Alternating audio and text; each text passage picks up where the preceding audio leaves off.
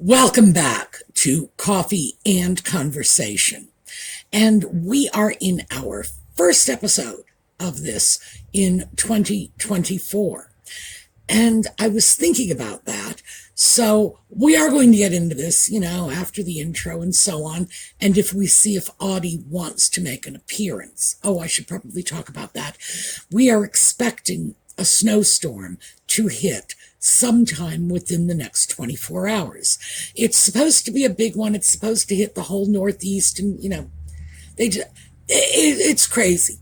They really get carried away with this sort of thing. We are in the northeast part of the United States, where I am. I'm in Pennsylvania now, but I was raised in New England. It snows here.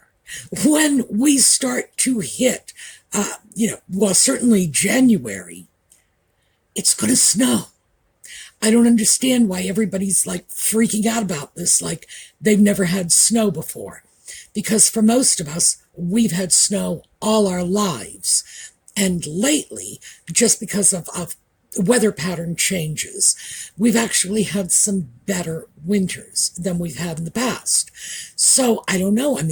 Have they gotten spoiled by this? Are they thinking, well, now we've only had 5 snowstorms in the last 10 years, so we need to get used to having a snowstorm only every other year? No, please.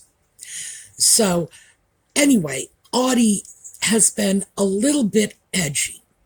Animals very often get edgy when there are changes in the weather. I think it's the barometric pressure they react to. But they say animals can predict storms, they can predict earthquakes, all kinds of things. Audie just tends to get a little fussy when bad weather is on the way. So he's been a little fussy all day long. And he's in the kitchen. I just heard his bells jingling, which means he's wandering around, either looking for something to climb into, a nice box or a bag or something, or he's looking around for dinner. So that suggests to me that even though he's not out with us for the pre-intro moments, he may well be out with us before we finish the video. So let's get on to the intro. Let's get into the video.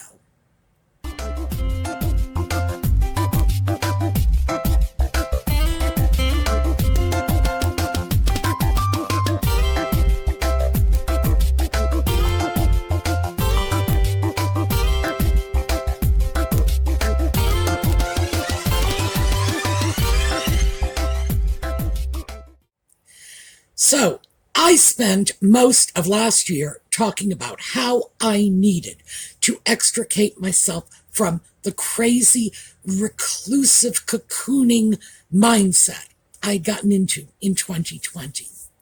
Got all the way to the very end of the year.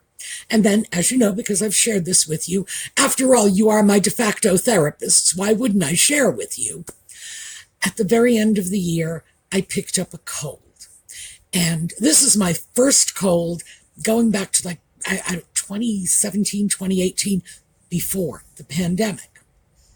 And I was very unhappy about this because I got it at my physical therapist's office. And the therapist just looked at me and said, yeah, I'm getting over a cold. No mask, nothing. Just, you're going to be sick now. Congratulations. If she had shared that with me, because I still keep a mask in my bag every time I leave the house. And it lives in there. It's not like I have the presence of mind to say, gee, I am going out, I must take a mask. No. Used to be that way in 2020, but not anymore. Now it's there because that's its new home. So if she had just told me that 10 minutes earlier, I would have reached into my bag and grabbed the mask. But by the time I found out, it was already too late. The damage was done. And I am now 3.5 weeks into this cold. Now, most of my symptoms have abated, but I'm still having to, stop every couple of minutes to blow my nose and whatever. And I'm still not feeling healthy and well again for me. And I've talked to a lot of people about this, and I'm not unique. For me, when I get sick like this with a cold or something, I tend to sleep a lot. I think it's just my body saying, shut up, let's go back to bed. If you expect me to work overtime to help you recover from this, you need to give me my nap. So, yeah, that's sort of changed my sleeping patterns. But what it did also is remind me of how very much I don't like being sick. I don't like having colds. And there's nothing I can do about a cold. I get a flu shot every year, and I know I've spoken with you about that. I am in a neighborhood full of elderly people. Well, actually, after a couple of houses changed hands in the last couple of years, I am now in a neighborhood that is about half elderly people and about half young families. That's a mixed blessing, the young families. I don't have to be as concerned about transmitting illness to their children, but I have to be very much more concerned about picking up Lord only knows what those kids have. Because if it's going around, there is some kid who hasn't washed his hands in 3 days who is more than happy to give it to you. So yeah, mixed blessing. But I do get flu shots every year. I don't want to make my neighbors sick. I use the paratransit service for older and disabled people, which means I can be sitting on a bus next to somebody who is 90 years old. And you don't want to go giving them a cold, because a cold for a young, healthy person is nothing. It's an inconvenience. But for someone in their 90s, that could be a death sentence. And no, I don't think I could live with myself if I did that, if I cost someone their life simply because I was careless or didn't trouble myself to think about what was going on for somebody else. Also, the transportation service transports dialysis patients too, and they're pretty physically fragile and vulnerable. So I have to be mindful of this, and, I haven't been. Just to be honest with you, I haven't been. Excuse me a moment. Another nose blow. I have gone through 5 boxes of Kleenex in the past 3 weeks. So, anyway, not happy about the illness. And I am thinking, when we were in lockdown, 2020, all the chaos, yes, I still carry a mask around in my bag, but I'm not dealing with it the same way I did then. Now, it's just something in my bag, like the receipt from the grocery store from last month that just never got cleaned out. It's still there. I need to be a little more mindful of this and start doing what I did back in 2020, and that is putting on a mask when I know I'm going to be in close contact. Yes, you can come up. Well, okay, now climbing up the back. Yes, okay, there you go. You got the tail. I need to treat the masks the way I used to. Put it on when I know I'm going to be in close contact with someone. And it's not just for their benefit. Back in 2020, that's what I told myself. It was for the benefit of the people around me who were older and more physically compromised than I was. Now I'm doing it for me. I am definitely going to make a point of this because I don't like having colds. I don't like this. It made me very, very unhappy. And please keep in mind, I do understand that you can't compare my cold to the very real suffering of people who are chronically ill and have serious conditions they are coping with. But in my little universe, having the sniffles is not pleasant. So I am willing to go a bit out of my way to avoid it in the future. That was one good thing that came out of 2020. Having masks, being accustomed to carrying them around and using them. I never liked it at the time. I did not want to wear a mask back in 2020. I did it reluctantly, but I did it. And I was trying to think to myself, how many other things that were positive that came out of this. And I can think of one, and really it's only one. I rarely go to Walmart these days. Now, obviously, when I talk about sniffles and sneezes and, communicable diseases, Walmart comes to mind. Because that is like a festering soup of germs. So Walmart started doing deliveries. I think, in my area, I think it was 2021. I don't think it was 2020 when they were doing deliveries, but it might have been. It was a while ago.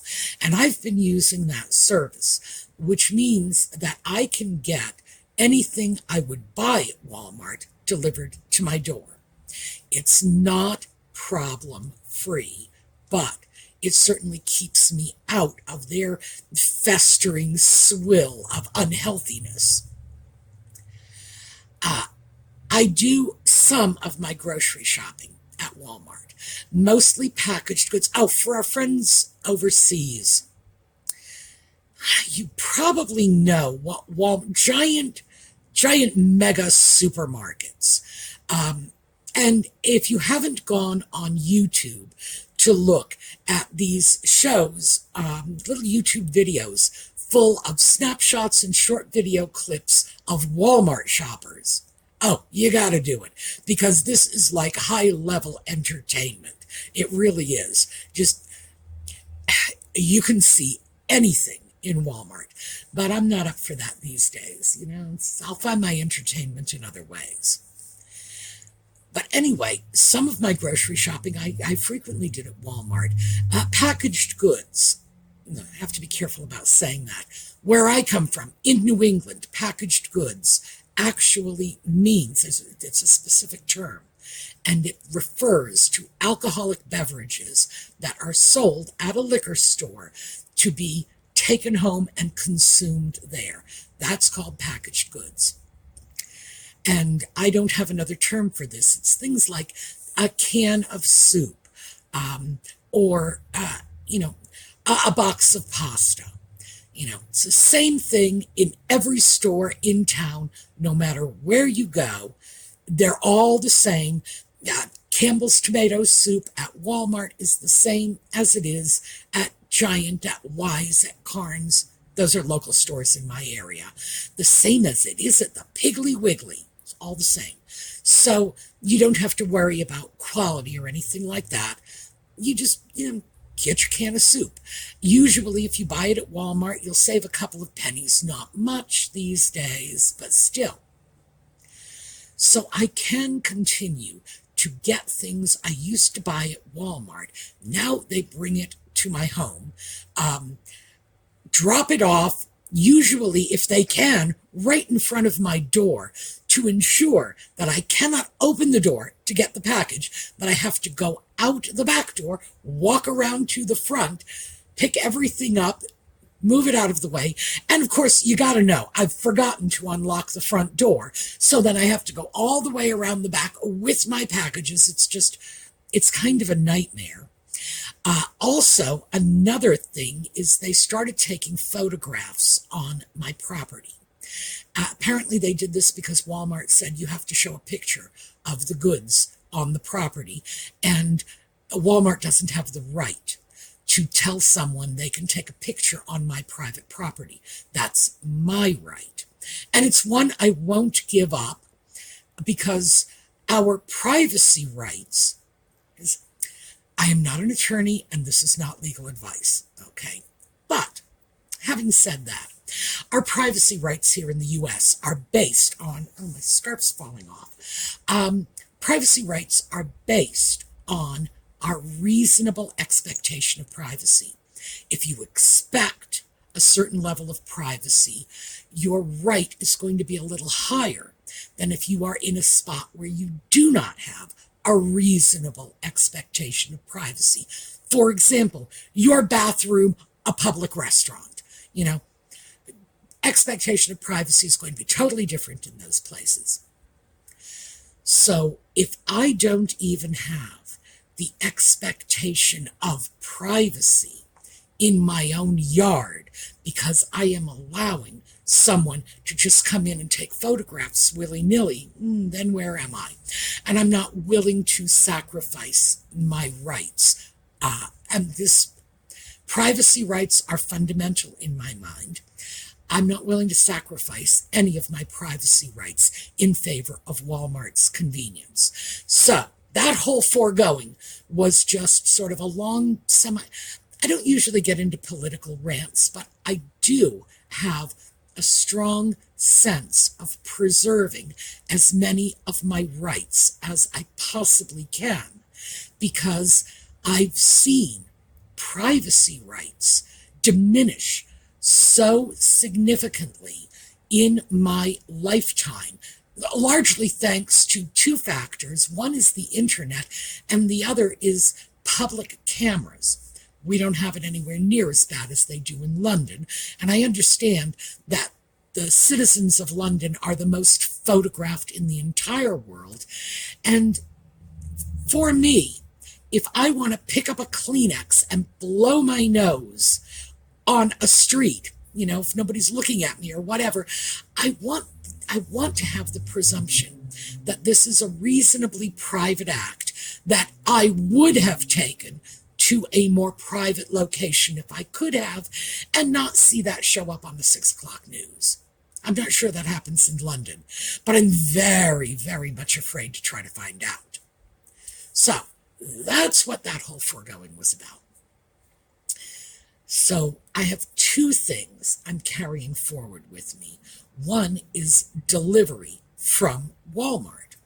Now, other stores have done delivery as well, but Walmart, at least in my area, has this special little plan where you give them like $15 a month. I think that's what it is, $15 a month. And there are no delivery charges and no minimum orders. I give them $15 a month. I can order a $1.25 candy bar, and they will drop it off at my house free of charge. And they'll do it as often as I want to in the course of that month. Now, obviously, I don't abuse that, but I could if I wanted to. What it does is it means that I'm using the service no matter what. I'm using the service, so I don't walk away saying, gee, I haven't gotten $15 worth of delivery from them this month. No, I have, and I do it almost every month. So that is something that makes sense to me. I'm going forward with Walmart deliveries and the masks. I can't think of anything else that came into my life as a result of 2020 that was inherently a good thing. Now, Audie, he's right here, by the way, staring out the window. Audie did get a couple of good things in his life as a result of 2020. For one thing, when we were in lockdown, Audie was not. He was visiting the neighbors. This is his neighborhood. Those are his porches. Those are his backyards, his territory. So he was out visiting all the neighbors regularly, as he always does. And he was sleeping on their porches and crawling on their trash cans and all the rest of the nonsense he does. He was getting a lot of attention because people who were in lockdown were very isolated themselves. And for some of my neighbors, especially the older neighbors, Audie might be the only familiar face they saw for 3-4 days in a row. So yes, he benefited significantly because he's still going out, doing his rounds, sleeping on their porches, irritating their dogs. That's one of his favorites. And they're still playing with him and petting him, so he's still got it. He's happy. I have not gotten quite as much residually from 2020 as my cat has. Just two things. Well, he's gotten one, so maybe I've gotten a little more. On the other hand, Walmart will deliver his cat food. So there you go. But I'm not seeing a lot of positives other than, yes, delivery services have improved quite a bit. In my area, we lost our only taxi cab service in 2020.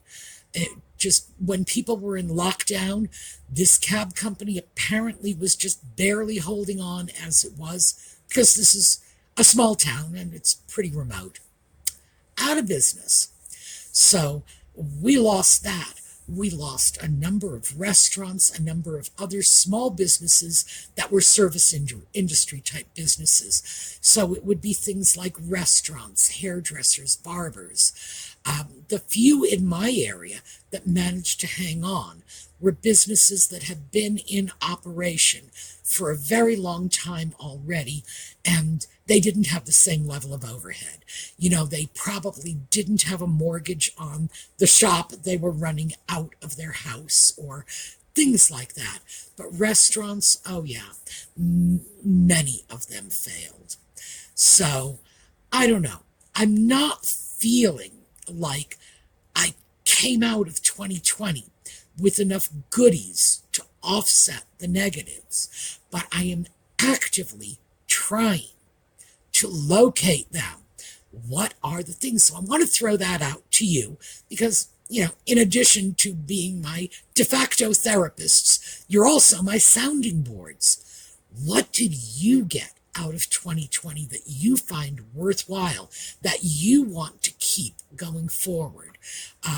Can you do a little better than I can? Just, now that I've got a mask, I'm going to start wearing it and I'm going to hope I don't get colds as often.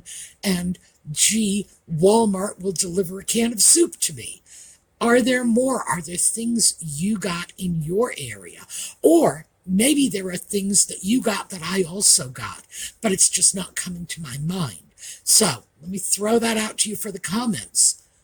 What did you get as a result of 2020 that's improved the quality of your life? Now, a lot of us have gotten more into online shopping. I've always been into online shopping. This is just, I'm going to tie this because this is just, I'm making myself crazy with this. It's just sort of slipping here.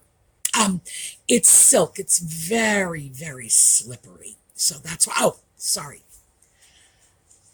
Vintage Bill Blass. There you go. And slippery. So I've always done online shopping. I enjoy it. It has some benefits. It has some liabilities. Let me start with the liabilities because they come to mind first. When I do online shopping, like, Amazon, for example, I will just get on my computer, find something I need because it's occurred to me I need it, go to Amazon, find it, stick it in my cart, and walk away. So it's almost like a very tangible grocery list I have been keeping in my Amazon cart.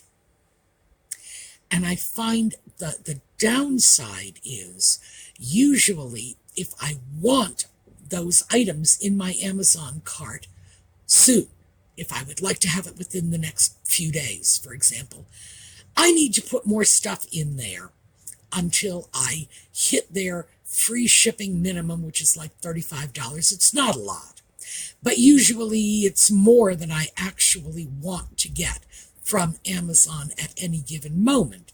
So I also keep lists of things that are maybes, things I'm thinking about. But these are things that in a perfect universe would not be going in my cart. They're just things I was thinking about, and they migrate over into the shopping cart when I'm looking to meet that $35 minimum, which of course is why Amazon imposes that minimum. So sometimes I find I'm doing a little more buying than I really want to, than I really should.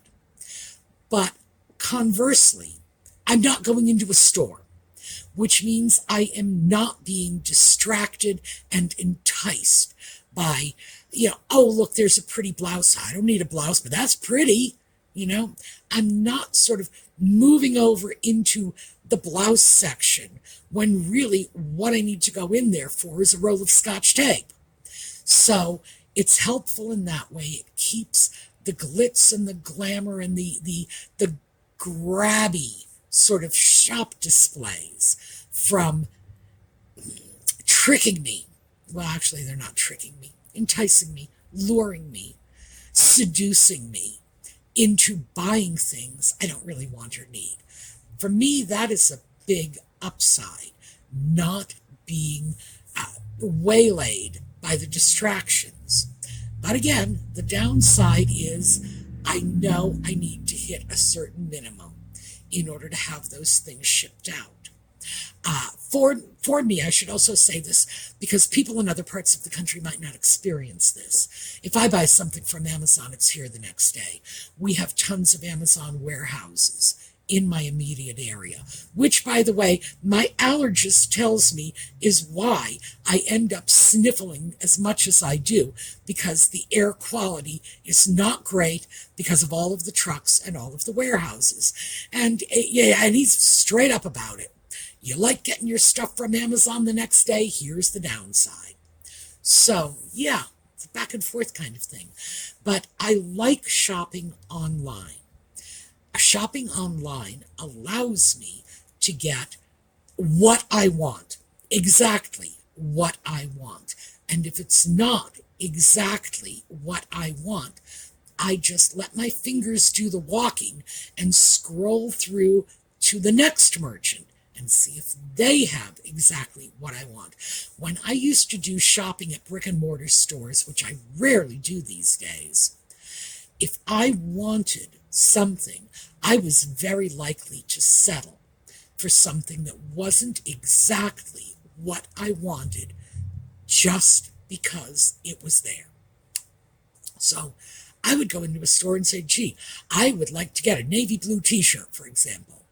I would go in, there would be no navy blue t-shirt, but there might be like a pea soup green t-shirt. And even though I don't like that color very much, it was about a 50-50 chance that that would go into my cart and come home with me, simply because they didn't have exactly what I wanted. And I would have convinced myself that it was fine if I got whatever kind of shirt I got, as long as I filled that shirt need. So yeah, for me, online shopping is very beneficial. There are downsides. I do have to be mindful of that. But like I said, with Amazon, I usually have a whole lot of stuff in my